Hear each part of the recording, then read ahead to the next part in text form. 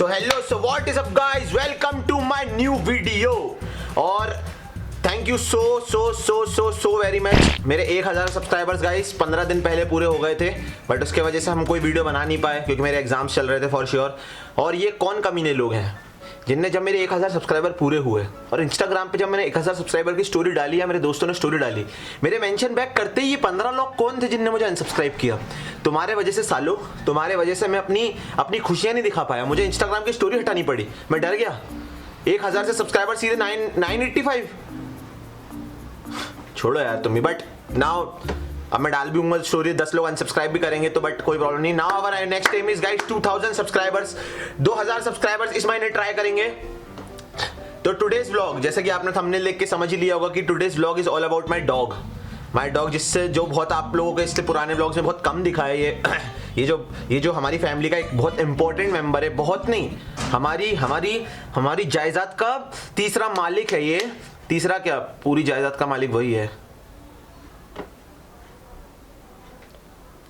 हाँ, but then also मैं यही बताना चाहता हूं कि ये जो भी चीज है, ये डॉग मतलब ये वही जो भी है, ये हमारी फैमिली का बहुत इंपॉर्टेंट मेंबर है। और ये बहुत इंपॉर्टेंट है। अब मैं बता देता हूँ, मतलब ये क्यों मैं वीडियो क्यों शूट कर रहा हूँ और ये क्यों कर रहा हूँ मुझे खुद नहीं पता, बट एंड में जरूर बता दूंगा मैं क्यों शूट कर रहा हूँ। तो लेट्स गो एंड मीट। अब ये चेयर वाला काम खत्म हो गया, अब जरा थोड़ा व्लॉगर बन जाते हैं। आ जाओ भाई। So presenting you my new family member of our family from last 7 years, a 7-year-old, my own. अबे गाइस, ये है हमारा 7-year-old जर्मन शेफर्ड पप नहीं, मेल डॉग, सिग्मा मेल। और यही है हमारे घर का इकलौता वारिस। क्यों, तेरी मम्मी पापा ने तेरे नाम पे कोई ज़मीन करी है क्या? तो मतलब यही है अब, जो हमारे नाम पे तो कुछ नहीं है। तो ये है गाइस, एक्चुअली ये he is the most intelligent dog, the most laziest dog. ये हमारे साथ ही सोता है। ये टट्टी करने भी बाहर नहीं जाता, इसको ले जाना पड़ता है। ये पता नहीं इसका खाना जाता कहाँ है, तो दिख ही रहा होगा वैसे। ये पूरे टाइम मेरी गोदी में तो बिल्कुल बैठता ही नहीं है, मतलब मुझसे तो बिल्कुल प्यार नहीं करता ये। और ना इसे मतलब है कि मैं वीडियो बना रहा हूँ, ठीक है। तो मैं बेसिकली ये व्लॉग इसलिए बनाना चाहता था कि आपको पता चले कि ये डॉग लवर्स होते हैं, ये इनके पीछे भी एक स्टोरी होती है। ये जो हम लोग जो हमारी पूरी फैमिली एक डॉग लवर है, इसके पीछे क्या स्टोरी है वो तो मैं बिल्कुल एंड में बता दूंगा। इसके पहले मैं आपको दिखाना चाहता हूँ ये एक्चुअली में क्यों हम इससे बहुत प्यार करते हैं। क्यों, मतलब इसकी जो his diet is very accurate. मतलब जिसकी डाइट है, आज भी इसको कहते थे ये 6-8 रोटी खाता है, पेडिग्री का पूरा पैकेट खा लेता है। इसकी डाइट बहुत अच्छी है, बट क्यों इसकी बॉडी पे खाना सूट नहीं करता है वो मैं आपको एंड में बताऊंगा कि क्यों ये ऐसा है। और वाई मेरी मम्मी, मेरे पापा और हम सब इसको सबसे ज़्यादा प्यार करते हैं। और ही मेरा तो छोटा भाई जैसा है। This is how he स्लीप्स every time. आधे टाइम इसकी, मतलब हमारे घर में अगर चोर भी आ जाएगा तो इससे फ़र्क नहीं पड़ेगा, मुझे ऐसा लगता है कभी कभी। तो ये देखो,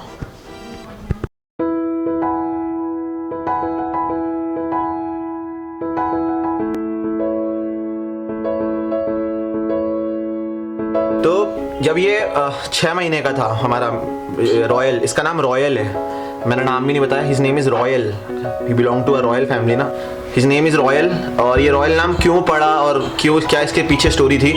तो गाइस बेसिकली जब ये बिल्कुल 45 डेज का था, मिथुन से इसको लेकर आए थे। मैंने पहली फोटो डाल के बस समझ ही गया होगा, इतना बिल्कुल छोटा सा आया था। उस टाइम पे मेरे पास, मेरे पापा के पास, मेरी मम्मी के पास, किसी के पास, हमारे पास एंड्रॉइड फ़ोन नहीं था। सब हमारा कुछ ना कुछ ऐसा डिजास्टर हुआ था उस पर्टिकुलर 6 मंथ्स में कि हम तीनों चारों के पास कोई एंड्रॉइड फ़ोन नहीं था। हम भी यूज कीपैड फ़ोन 7 साल पहले।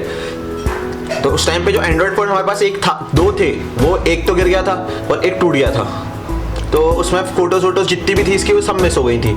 तो इसलिए हम लोग ने इसकी मोस्टली बड़ी फोटोज़ ही हमारे पास है। जब DSLR जैसी चीज़ें आ गई हमारे पास, उसके बाद मैं खींचा था।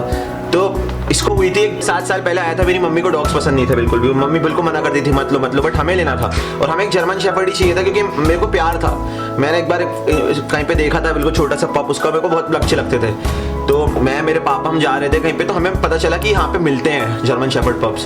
तो हमने लिया उसे, हम घर लेकर आए। कुछ स्टार्टिंग में वो हमारे साथ खूब दौड़ता था, खूब खेलता था, लाइक नॉर्मल डॉग, बहुत इंजॉय करता था और he was very healthy, he was a very healthy पप और बहुत मतलब लोग उससे बहुत प्यार करते थे और मतलब पूरे टाइम कीचड़ में भिड़े रहता था हमारे साथ। हम उसे बारिश के टाइम लेकर आए थे तो I used to have a hat, मेरे पास एक हैट हुआ करती थी, उस हैट के अंदर मैं उसको छुपा के लाया था कि वो गीला ना हो। कार के जब वो जो कार और उसका ड्यूरेशन था उसके बीच में उसे एक हैट के अंदर छुपा के लेकर आया। फिर मम्मी को भी मैंने ऐसे दिखाया तो मम्मी ने कहा था बहुत सुंदर है, इसकी आंखें बहुत सुंदर है, इसे रख लेते हैं। मैंने कहा अपना ही है ये, हम लेकर आए हैं इसे। तब से लेके आज तक है मेरी मम्मी ने कभी ये नहीं बोला कि हमारे घर में क्यों आया और तुम क्यों लेकर आए या मेरे को इसके लिए नहीं करना, क्योंकि हम लोग तो नहीं कर पाते हैं क्योंकि हमारी क्लासेस रहती हैं, हमारा कुछ रहती है तो हम उतनी केयर नहीं कर पाते जितनी मम्मी कर लेती हैं। तो एक टाइम ऐसा आ गया था, he suffer to a disease called parvo.